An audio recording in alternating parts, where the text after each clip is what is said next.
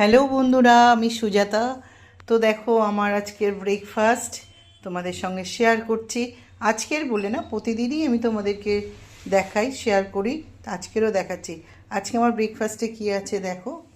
আমি লিকার চা খাই, আর আছে দুটো রুটি।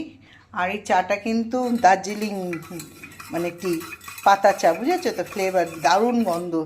যদি তোমরা কোনো দিন আমাদের বাড়িতে আসো আমি তোমাদেরকে খাওয়াবো। এটা তোমাদের দাদা নিয়ে আসে, একটা আলাদা মিক্সড করে নিয়ে আসে, আসাম টি আর দার্জিলিং টি, আবার আমার জন্য আলাদা একটু নিয়ে আসে, যাতে আমি ওই ফ্লেভারটা থাকবে, গন্ধ হবে, ওইটার জন্যে খাই আর কি।